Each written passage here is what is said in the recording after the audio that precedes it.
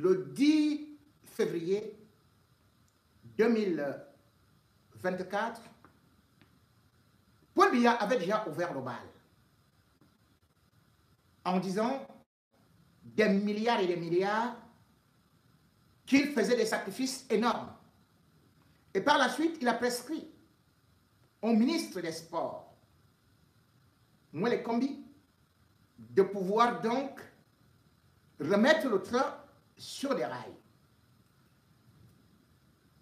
Aussitôt dit, aussitôt fait. Jamais on a vu une parole de Paul Biya aussi vite appliquée. Et d'ailleurs, c'est tout le gouvernement qui s'est mis en branle, puisque cette fois-ci, c'est au niveau du Premier ministre, au Premier ministère, donc, chez Joseph John Gouttet, que les membres de la fédération, dont Samuel Eto'o et son staff, ou alors ses collaborateurs, ont été auditionnés. Auditionnés. Et bien sûr, c'est aussi là-bas que des mesures conservatoires ont été prises. À savoir que, contrairement à ce que Samuel Eto'o vous dit, que c'est plutôt désormais le ministre des Sports qui aura la responsabilité, la charge des équipes nationales, donc les Lions indomptables.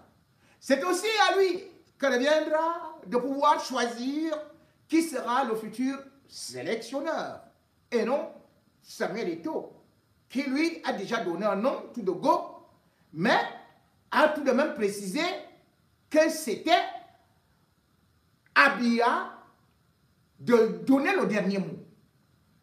Biya va-t-il donc désigner son ministre après avoir fait que la première fois, comme c'est ça qui était soutenu par le ministre, soit jeté en brousse? Non. Biya, cette fois-ci, ne pourra pas le faire. Puisque Mwele Kombi, sûr de lui, et surtout quelque chose qui se joue au Premier ministère, où Samuel Eto'o n'est pas aussi aimé que ça. D'ailleurs, lui-même le précise, que dans le gouvernement, il s'entend mieux avec le secrétaire général à la présidence de la République. Paul Biya, généralement, prescrit tout au secrétaire général de la présidence de la République. Mais sachant qu'il est donc l'ami de Samuel Eto'o, il a envoyé Samuel Eto'o chez l'ennemi de Samuel Eto'o, le Premier ministre, puisque d'ailleurs, N'Djala Kouane, faut-il le dire, était soutenu par le Premier ministre. Et on sait très bien que le Premier ministre, Joseph John Gouttet, n'a jamais accepté cette façon que Samuel était aussi, qui était aussi anglophone, était un grand brontosaure du RDPC. Ça a donc commencé avec, bien sûr, un autre ennemi qui malheureusement, pour Samuel Eto'o, est assez costaud. Maintenant, il faut savoir que ce n'est pas le seul ennemi de Samuel Eto'o. À côté, Samuel Eto'o a aussi des gens comme son propre oncle, Joseph Antoine Bell, auditionné le jeudi. C'est jeudi. Ce n'est pas tout. Il faut savoir que partout là-bas, non seulement le ministre des Sports, mais aussi Samuel Eto'o doit savoir que l'affaire avec quelqu'un comme Yannick Noah est en train de pendre comme l'épée au-dessus de sa tête. Ça peut tomber à tout moment. Yannick Noah est étudié et français. Or, le palais d'étudier, c'est sur le terrain de Yannick Noah. Et il est l'ami intime de Franck Biya. Et Franck Biya est l'ennemi intime de Samuel Eto'o. Puisque Franck Biya est l'ami intime de Sédou Mboumo Njoya. Sédou Mboumo Njoya est le fils de celui qui était l'ami intime de Paul Biya. Ibrahim Bombonjoya.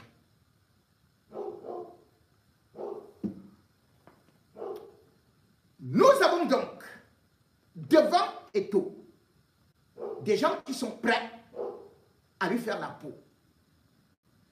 Et aussi, il faut savoir qu'il y a l'affaire du coq sportif qui est en train de pendre sur son nez.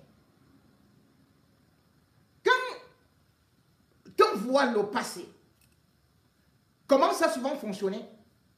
C'est comme un rouleau compresseur. J'avais déjà annoncé cela. Et quand j'ai dit que Paul Biya a repris la main, ou plutôt a redonné la main à Moelle Kombi, c'est encore pour piéger Samuel Eto'o. Lui, il s'est précipité à aller dans un média international. Il s'est précipité à aller dire que c'est lui qui a toujours la main. Oui, selon les textes. Mais Paul Biya s'en fout éperdument des textes. Situation similaire où, quand l'État ou quand le gouvernement n'est plus avec toi, quel que soit ce que tu fais, ils te mettent dans la nasse. Et vous avez suivi auprès de ces pairs ou encore auprès des instances dirigeantes du football. Samuel Eto'o a aussi là-bas des ennemis. Vous-même, vous avez suivi comment est-ce que dit lors de l'interview qui va porter plainte. Contre qui? Contre la CAF. De qui? De Motsepe, le milliardaire. Qui est l'ami intime de qui? De Gianni Infantino. Gianni Infantino, c'est qui?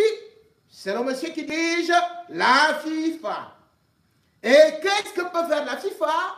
La FIFA peut rapidement décider de nommer un comité de normalisation. Avant d'y arriver, il faut savoir que Moelle Kombi, sur certaines choses que Samuel Eto'o n'a pas maîtrisées, est lié à Paul Biya. C'est un gang qui fonctionne depuis. Il n'est pas arrivé au pouvoir par hasard. Il n'avait qu'à se renseigner vers les années 2000. Parce qu'ils font partie des mêmes obédiences religieuses. Les mêmes loges, les mêmes sectes et tout. Rappelez-vous, Monsieur Samuel Eto'o, si vous pouvez aller reprendre les coupures de journaux, qui avait une affaire Raymond Bernard en France. Raymond Bernard était cité dans l'affaire du Circès. Le Circès, c'est une branche de la Rose-Croix. Et il est parti créer une autre loge, où il était avec les Paul Biya, et les Moelle Kombi sont venus y entrer. Et dans cette loge, lorsqu'il y a eu le procès, par rapport à l'argent qu'on a retrouvé dans ses comptes, la justice française lui avait demandé de justifier d'où venait autant d'argent.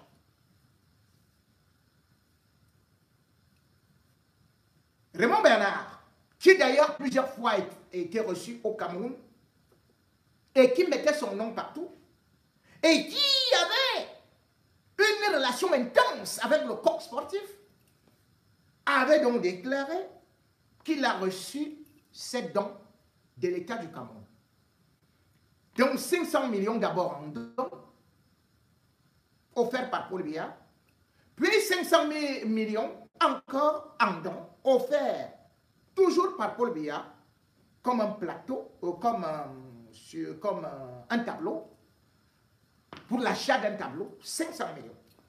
Puis 200 millions débloqués par la SNH, vous connaissez donc maintenant, là on va l'argent de notre pétrole, et puis 4 milliards débloqués par le même Paul Biya pour financer leur secte.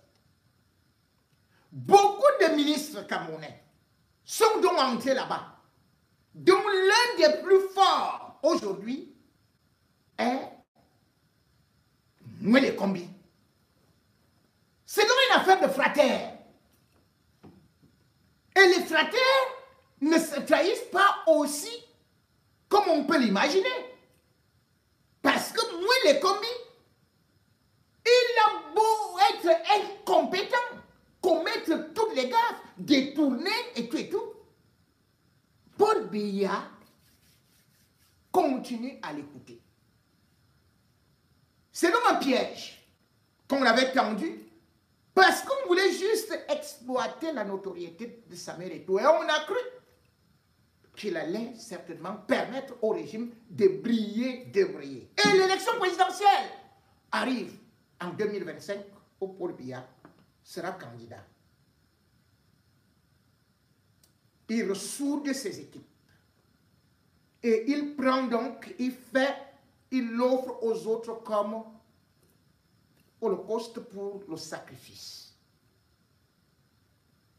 Ces choses-là, Samuel Eto'o n'a pas maîtrisé cet environnement-là. Samuel Eto'o n'a pas regardé les liens en se contentant d'imaginer que Eyang Gongo ou Chantal Biya, ou bien parce que le fils de Chantal Biya va souvent passer des vacances chez lui, à Milan, que c'était une sécurité. Non. Les enfants de Marafa allaient passer des vacances chez Paul Biya, mais Marafa est en prison. Et Paul Biya n'aime pas le défi. Paul Biya a demandé au gouvernement de reprendre la main. Mais Samuel Eto'o, lui, il a déclaré que c'est lui qui va faire les propositions au chef de l'État. Or, ce qu'il ne sait pas, c'est que en faisant ces propositions, s'il n'y a pas l'onction de Moïse Kombi, il n'y a rien. L'État du Cameroun ne respecte pas les lois du football. Bien sûr que Samuel Eto'o peut être dans ses droits si on voit les règles de l'art. D'abord, les lois de la FIFA refusent, interdisent à toute association, c'est-à-dire que les articles 13 et 17 de la FIFA interdisent l'ingérence d'un tiers. Les fédérations doivent être indépendantes. Comment se peut-il qu'on aille donc créer au premier ministère, au vu et au su de tous, une commission pour choisir l'entraîneur, le sélectionneur, pour diriger maintenant la fédération? Cette erreur, ou plutôt cette approche, parce que ce n'était pas une erreur, Paul Biya le fait souvent quand il veut déjà se débarrasser de quelqu'un. En 2013, il était bien conscient de ça, qu'il ne fallait pas l'émission, qu'il ne fallait pas l'ingérence, l'immixtion du gouvernement dans les affaires de la Fédération camerounaise de football. Mais comment est-ce qu'il avait procédé? Pam! Il a déclenché l'enquête contre celui-là qui pourtant avait été élu, Eya Mohamed. Eya Mohamed, malgré qu'il soit d'ailleurs jeté en prison en juin 2013, alors qu'on lui disait que Paul Biya va te jeter en prison. Lui faisait le bras de fer contre le ministre, en se disant qu'il avait de bonnes relations à la présidence de la République. Mais quand ça arrivait, on l'a jeté en prison. En actionnant le TCS, le tribunal criminel spécial. Or, au moment où je vous parle, une enquête est déjà ouverte contre Samuel Eto'o. J'avais d'ailleurs annoncé que Samuel Eto'o faisait justement objet de ce qu'on peut appeler les services, la tension des services du contre-espionnage. Donc pratiquement la DGRE. Bien plus, quand on lui pose la question s'il n'a pas les ambitions d'aller à la présidence de la République, de briguer la candidature de la présidence de la République, il dévie en disant pas pour l'instant. Donc il confirme que demain ou après-demain, il peut avoir ses ambitions. Pour l'instant, il a beaucoup d'autres choses à faire. Alors, ceux qui le suivent ont déjà fait des rapports à Paul Biya. Quand il va avec le BIR, il devient célèbre là-bas. Et au-delà de ça, il parle comme un leader politique. J'aime beaucoup mon pays. Je peux donner ma tête pour mon pays. Je peux tout faire, tout pour mon pays. Après, il fait les bains de foule. Il va dans le village, la région de Paul Biya. Il fait les bains de foule. Les services de renseignement envoient et balancent à Paul Biya que voilà alors. Paul Biya n'aime pas que quelqu'un lève la tête. Paul Biya n'aime pas ça. Même son fils ne peut pas, ne doit pas lui faire ombrage. Et quand on revient donc sur l'affaire de Iya Mohamed, où j'étais, c'est que Iya Mohamed, lui aussi disait qu'il va finir son mandat et de toutes les façons, il avait même été réélu, étant à Konengi. Alors qu'on lui disait, il faut abandonner. Il faut abandonner l'affaire là. Il a dit, lui n'a rien fait. Mais aujourd'hui, on lui demande combien de milliards. Il a été condamné à combien d'années de prison. Il a déjà fait toutes sortes de recours. Rien. Et après, il y a Mohamed. Bien évidemment, il y a eu ce qu'on appelle un comité de normalisation. Le comité de normalisation, bien évidemment, avait été créé pour essayer parce que il faut savoir que la FIFA va suspendre le Cameroun pour ingérence. Parce que le Cameroun, le gouvernement avait voulu annuler l'élection de Iya Mohamed.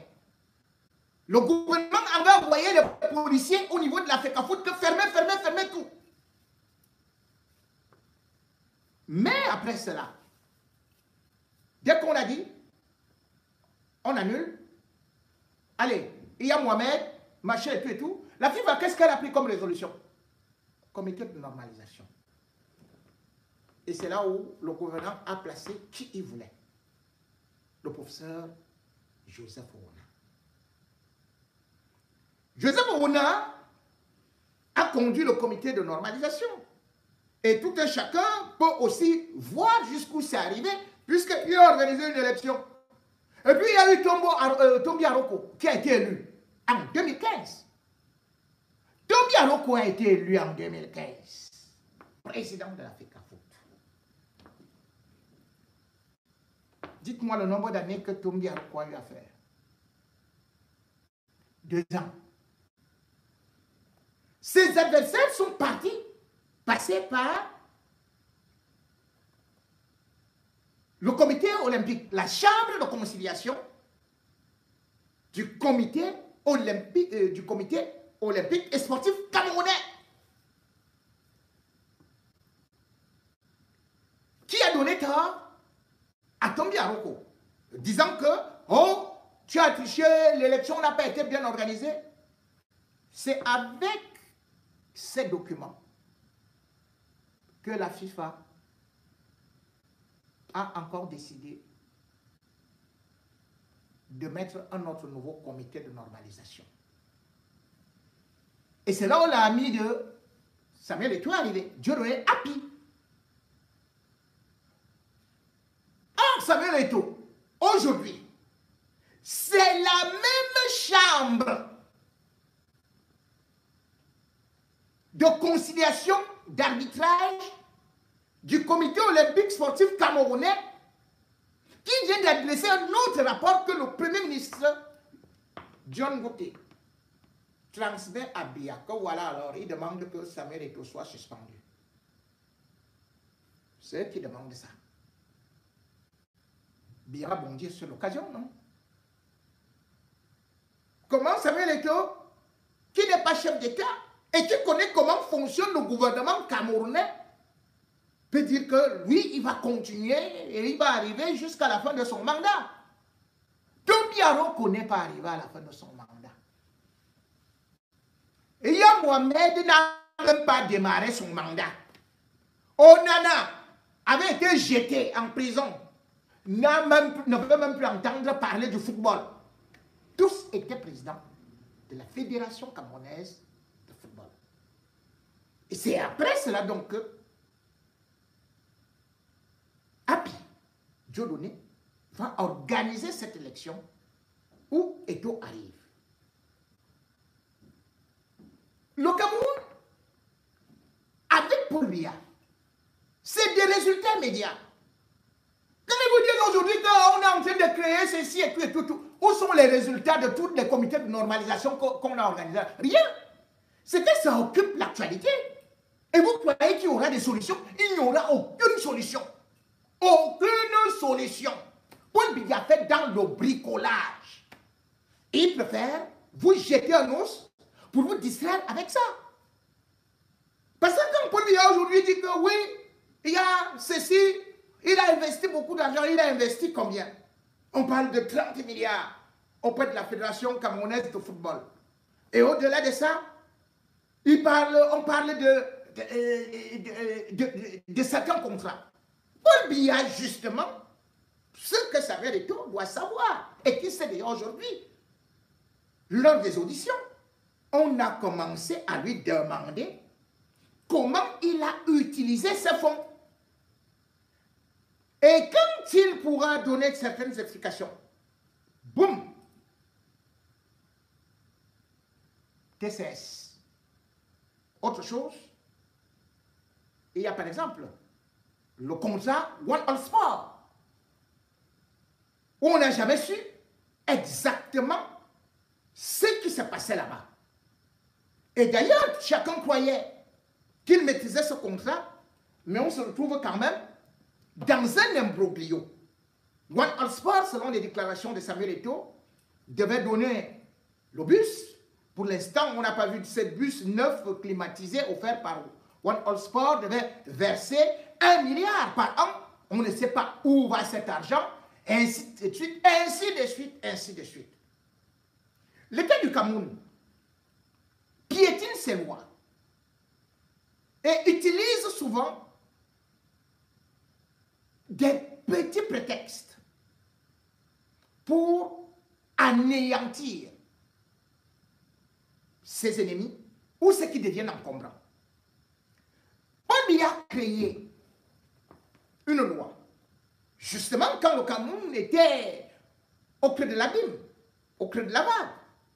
Eh bien, Paul Biya a créé la loi 2014, BAR 384, du 26 septembre 2014, sur l'organisation, le fonctionnement des équipes nationales. Lorsque vous regardez le chapitre 3, et vous regardez ce qu'il est en train de créer là actuellement, cela veut dire que lui-même il est hors la loi. Il dit bien que la gestion des équipes nationales incombe à la fédération, la FECAFOOT. Maintenant, sans prendre un autre décret, il dit que wow, c'est maintenant une commission qui va gérer ça.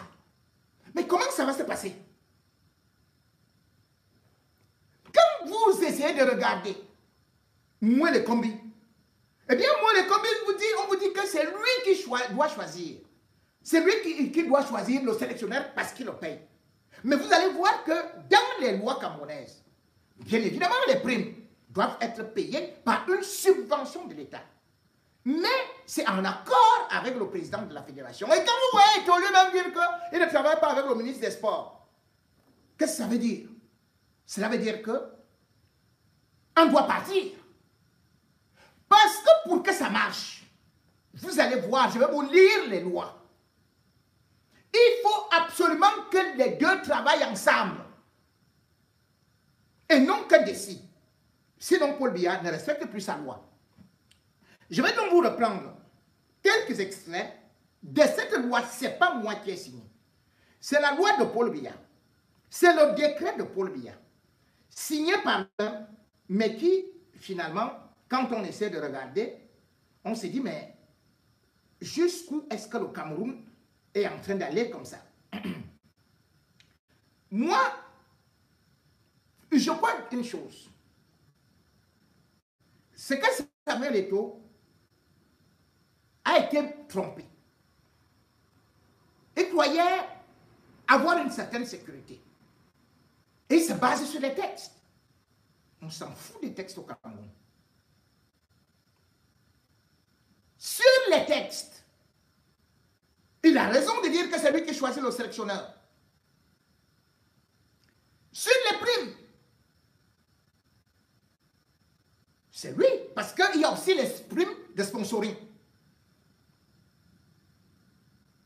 Maintenant donc, vous allez voir que même pour les primes, c'est le ministre qui signe. Comme moi, je ne donne plus l'argent, je ne paye plus tel, je ne peux plus payer tel. Pourtant, on dit article 14, alinéa 1. Le montant des primes de présence et des primes olympiques est arrêté par décision du président de la fédération avec concertation, après concertation avec le ministre en charge. On va par exemple vous dire que le paiement des primes aux joueurs et aux membres des structures d'encadrement est assuré par la FECAFOOT, selon des modalités arrêtées par un texte particulier. Mais le ministre des Sports, ça c'est le décret de Paul Biya. Je peux vous continuer à vous montrer. Le ministre des Sports dit, il prend une note. Il dit, je ne vous paye plus. Allez dire. Allez dire. Sur la convocation des joueurs, avant de revenir sur ces primes-là et sur les différents qu'il y a entre eux, vous allez voir que l'article 9 vous dit que c'est le sélectionneur qui convoque le joueur. Et l'article 10 dit que après avoir sélectionné le joueur, eh bien, il met les listes à la disposition du président de la Fédération camerounaise de football. C'est tout. Qui informe maintenant le ministre des Sports. Le ministre des Sports n'intervient pas. Mais vous avez pu constater dans l'affaire Onana, c'est le ministre des Sports qui prend son stylo. Il prend plutôt pour signer. Après que sa secrétaire ait écrit que oui, monsieur, vraiment, le président de Milan, nous venons calmement auprès de vous, supplier de nous donner tel ou tel jour. Ce n'est pas le rôle des ministres. Ce sont les textes de Paul Biya. Je vous dis bien, article 9, alinéa 1. La liste des joueurs sélectionnés, dûment signée par l'entraîneur sélectionneur, est adressée à la FECAFOOT 20 jours au plus tard avant la date prévue. Voilà. Article 10, alinéa 1. La FECAFOOT notifie le joueur convoqué dans les délais prescrits de la FIFA ou par la Confédération africaine de football, si après de nommer CAF, par tout moyen et laissant trace écrite. Et l'alinéa 2 dit que la FECAFOOT informe en même temps l'association ou la société sportive du joueur convoqué. La sélection d'un joueur émane uniquement du sélectionneur. Là-bas aussi, Eto'o met les mains dans les poches et dit, personne d'entre vous n'est sûr de sa place. Donc Eto'o lui-même aussi c'est hors la loi. Ministre hors la loi. Eto'o hors la loi. Comment vous voulez que ça marche? Paul Biya lui-même hors la loi. Puis il crée des lois qu'il ne connaît pas, qu'il ne comprend pas. Ici, tout simplement, on vient lui dire que le président signe. Si. Ce que Paul Biya dit, le 10, c'était juste la mafia qui dirige le Cameroun, qui lui a dit, tu dis ça. Et il a dit.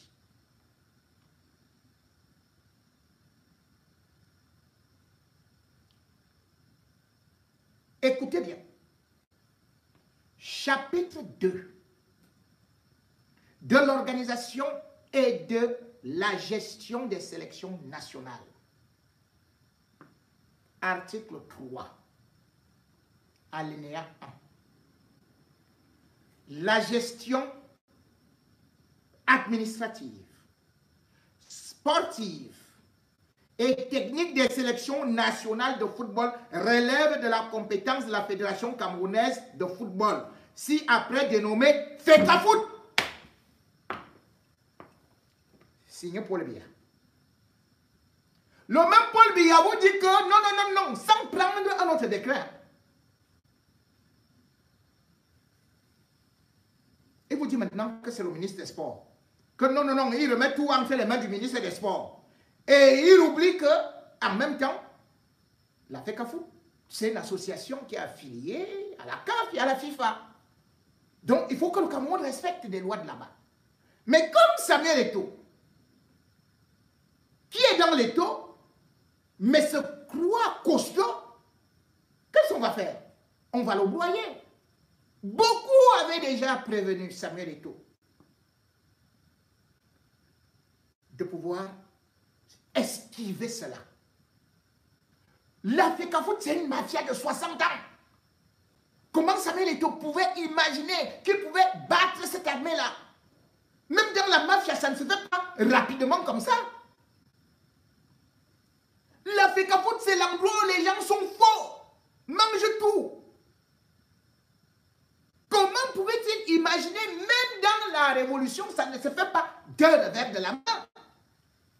Il pouvait aller progressivement et non avec un ton et des méthodes rigicides.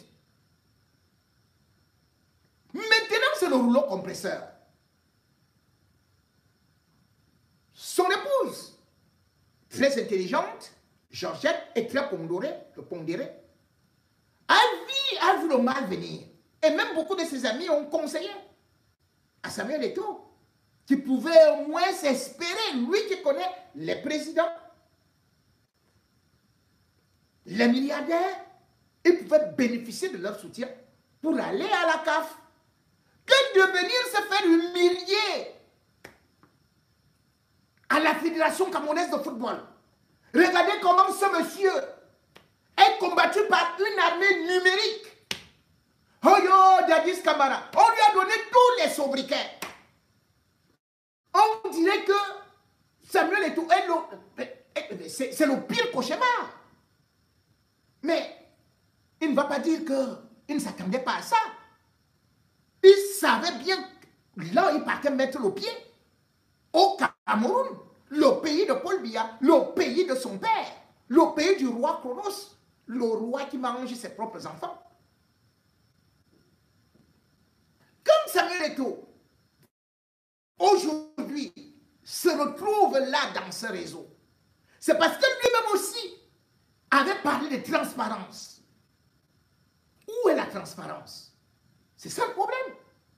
Certes, il peut dire qu'il peut investir, mais en même temps, il devrait expliquer au peuple camerounais les contrats de cela que lui-même a annoncé en grande pomme et dont j'ai parlé, à savoir One All Sport. Or, entre-temps, le gouvernement camerounais a déjà engagé une contre-enquête. Samuel Eto'o s'en sortira-t-il de cette contre-enquête? Je n'en sais rien. Mais je voudrais juste qu'il réécoute cet extrait, et vous également, de ce que lui-même avait déclaré sur un plateau. Et comme ça, on comprendra bien.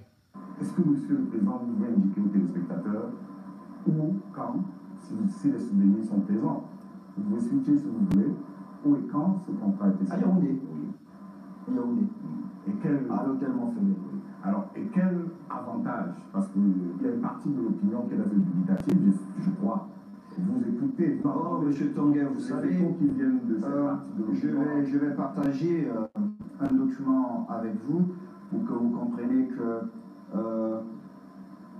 mon exécutif et moi-même, nous n'avons rien à cacher. Vous verrez le communiqué qui était prévu pour le 9 août. Je vous prie, vous pouvez le lire, il y a tous les chiffres dessus, il y a tout. Lisez pour les téléspectateurs après, je vous expliquerai pourquoi ce communiqué n'avait pas été lu.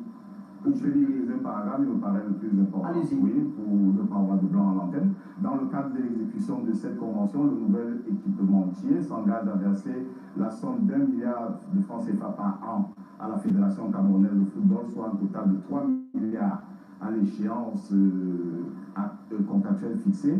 Le partenariat comporte également la fourniture en équipement d'une valeur d'1 million d'euros par an pour les sélections nationales et d'un bus de standing VIP pour les Lions indomptables du Cameroun. La date, elle est importante. La date, elle est importante, c'est à Yaoundé le 9 août 2022. Le 9 août. Ok. Je vous explique maintenant pourquoi ce communiqué n'a pas été publié, juste parce que notre partenaire qui était en discussion avec d'autres équipes et d'autres nations ne voulait pas que les chiffres se sachent, parce que ça allait le mettre dans une position délicate. Et nous l'avons compris, parce que nous préférons aux autres. Le plus important pour nous, c'est de chercher les ressources pour financer le football camerounais et surtout payer les salaires de nos collègues. Qu'est-ce qui vous décide aujourd'hui à révéler ces chiffres en vous la partie? Non, il n'y a rien qui me pousse à révéler. Je voulais juste être tout à fait honnête avec vous et surtout avec les Camerounais, parce que certaines personnes ont pensé que nous avions des choses à cacher. Certains ont même, ont même essayé de dire à l'opinion publique que je me refaisais une santé financière, mais cela ils oublient que quand ils ont des difficultés, c'est vers moi qu'ils se retournent souvent pour que je les aide. Est-ce que Monsieur le Président vous pouvez indiquer aux téléspectateurs où, quand... Bon, mesdames et messieurs, vous constatez donc que c'est Samuel Eto'o qui a prôné la transparence. Mais a-t-il été transparent? C'est donc exactement ce que One Sport a donné, à part des échantillons de maillots qu'on voit souvent. C'est donc exactement comme je le disais. Comment sont répartis ces primes? Le rapport de l'État. Pourquoi n'a-t-il pas eu à publier ce contrat qui, ma foi, n'était pas quand même un contrat d'achat d'armes, puisqu'il avait critiqué son prédécesseur par rapport justement à ce manque de transparence.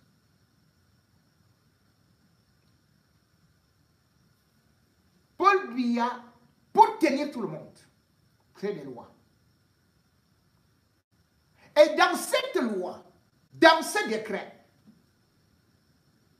j'aimerais bien que Samuel Eto'o commence à lire à partir de l'article 14, 15, 16, 17, 18, 19, et puis il va arriver, il va tomber, quand il va se rendre compte que les ressources attribuées à l'État pour le fonctionnement des Lions indomptables peuvent être contrôlées par un organisme de l'État. Donc il faudrait justifier jusqu'au centime près. Et là, pour l'instant, l'affaire est en train d'être cuisinée déjà au niveau du TCS, tribunal criminel spécial. Pour l'instant, ils sont déjà dans le laboratoire. Je vous avais dit qu'ils avaient commencé à préparer le comité de normalisation, c'est-à-dire pour balayer l'équipe dirigeante actuelle, c'est-à-dire Samuel Eto'o, pour installer le comité de normalisation. Maintenant, c'est sur des rails.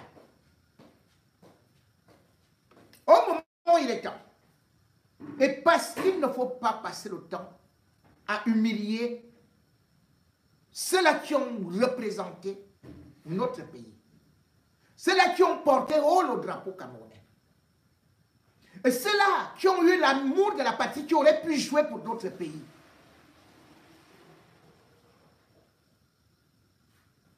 Il faudrait que le rouleau compresseur contre Samuel Eto'o s'arrête. Samuel Eto'o, aujourd'hui, lui-même pas arrêté ce rouleau compresseur. Comme peut-être l'aurait souhaité son épouse. Il pourrait bien peut-être s'occuper un peu de sa famille. Quand on entre dans le trou de Kondengui, et tout le monde peut y entrer, les Atangaba étaient à côté de Paul Biya, les Marafs étaient à côté de Paul Biya.